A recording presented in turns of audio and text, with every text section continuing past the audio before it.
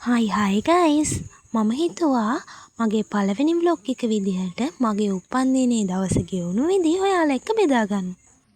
මම හිතුවත් නැති විදිහට කට්ටිය එක්ක මාව රෑ 12ටම සර්ප්‍රයිස් කරා. කේක් කපලා, තෑගි දීලා මාව ඒ වෙලාවේ හරි සතුටින් දිව්වා. ඒ ඔක්කොටම thank you.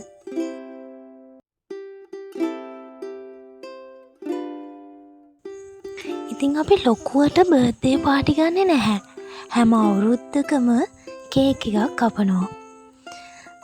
ඉතින් ඔයාලා දැන් බලනවා ඇති ඇයි මේ කේක් දෙකක් කියලා. එකක් ගෙදර අය එකතු වෙලා ගෙදර හදපු කේක් එක. අනිත් එක අයියා එතින් ගෙනාපු කේක් එක.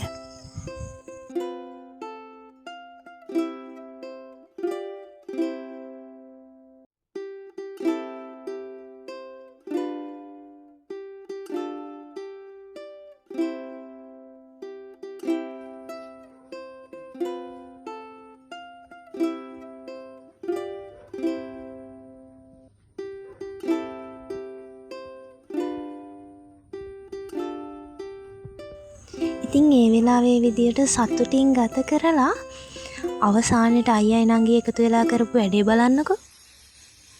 මාව ස්ප්‍රේ වලින් නෑවුවා.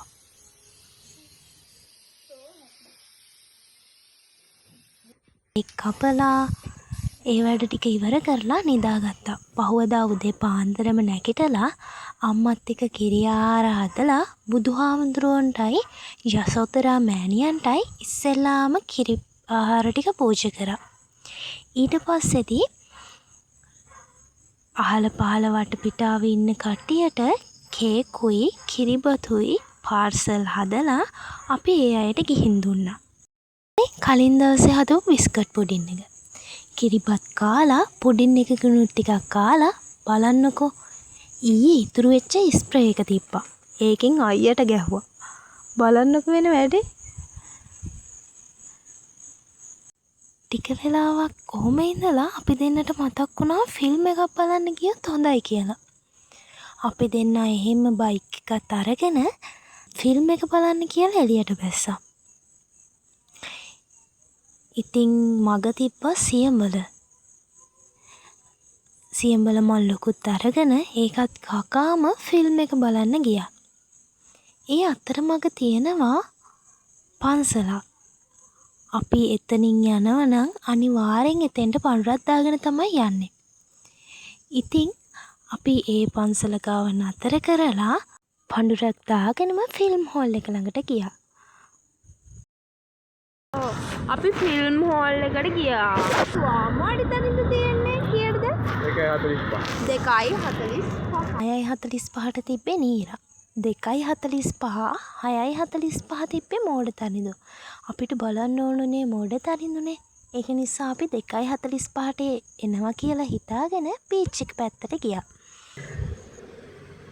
අපි ආව බීච් එකට. ගෙවෙන්නේ මගේ හිතේ පුංචි කාලේ ඉඳලා තිබුණු චූටි හීනයක්. මං හරි ආසාවෙන් හිටියා YouTube channel එකක් කරන්න ඕනි කියලා. YouTube එකේ වීඩියෝ එකක් දාන්න ඕනි කියලා.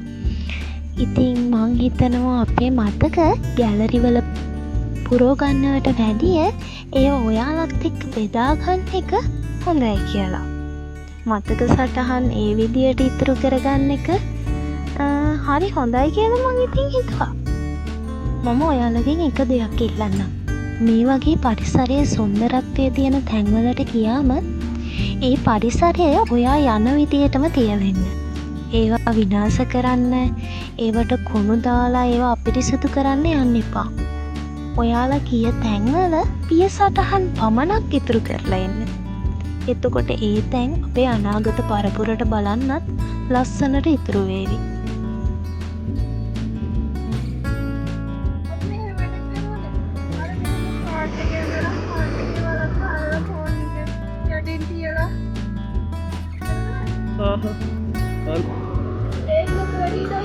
මොකටද මේ බලහා ෆෝන් එකට හරන්න ඕනේ ඔය ඇති. එන්නකො කොහොම හරි අපි දෙන්නම දැනන් හිටියේ නැහැ ඒක කරන්න ඕනේ කොහොමද කියලා. ඉතින් අපි එහෙම වල හාරලා බැලුවම අපේ ෆෝන් එකට අර වල හාරපු එක පෙනුනේ නැහැ. ඉතින් අපි ඒක එහෙම නැවැත්තුවා. ඔය අතරේ අයියා කිව්වා අයියට හවස් වෙන්න කලින් ගෙදර යන්න ඕනේ කියලා. ඉතින් එහෙම වුණොත් අපිට 2:45 ෆිල්ම් එක බලන්න බැරි වෙනවා. ෆිල්ම් එක බලන්න හිටියොත් අයියට ගෙදර යන්න පරක්කු වෙන හින්දා අපි එහෙම මෙතන ටික වෙලාවක් ඉඳලා ෆොටෝ ටිකුත් ගහගෙනම ගෙදරට එන්න පිටත් වුණා.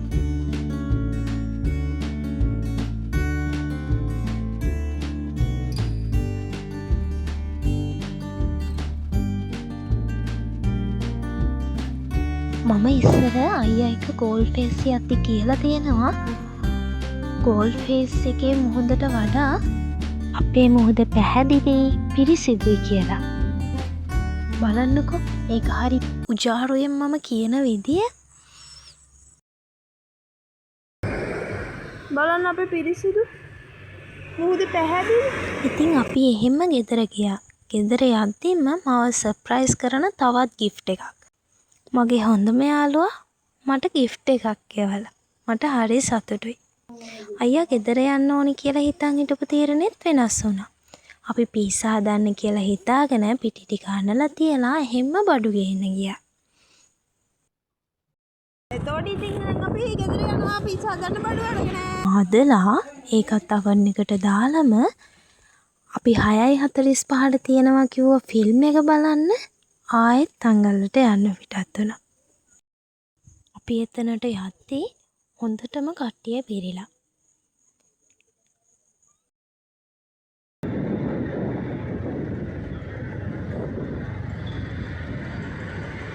ඉඩොත් නැතුව ඇති. හරියටම 6:41යි වෙලාව.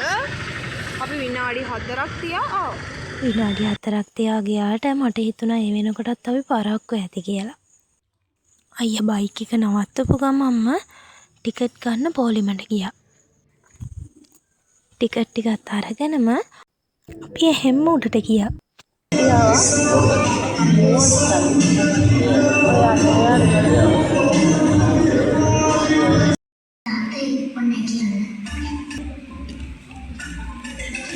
අයියෝ දන්නේ මේ ඉන්නේ දැන් කොහෙද ගෙල්ලන්නේ දෙල්ල අය මොකද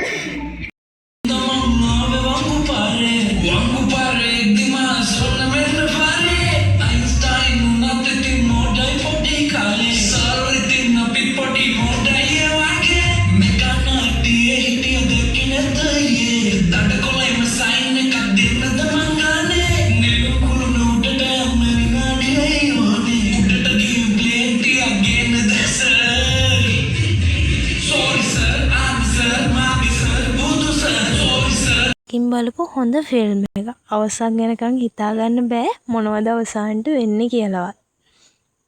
ඉතින් අපි එළියට එද්දිම හොඳටම වහිනවා. අපි එහෙම්ම ගෙදර ගිහිල්ලා කාලා බීලා අම්මයි තාත්තයි අයියයි මායි කැරම් ගැහුවා. ඉතින් ඔය ගෙවුනේ මට හරි සතුටු දවසක්. මං හිතනවා ඔයාලත් පොඩ්ඩක් හරි මේකෙන් සතුටු වෙන්න ඇති කියලා. මේ මගේ පළවෙනි ව්ලොග් එකනේ. පොඩි වැරදි ඇති. අනේ ඒවට සමා වෙන්න. එහෙනම් අදට මං ගිහින් එන්න. මේ වගේ වීඩියෝ තවත් බලන්න කැමති නම් ඔයාලා channel එක subscribe කරලා තියාගන්න. bye bye.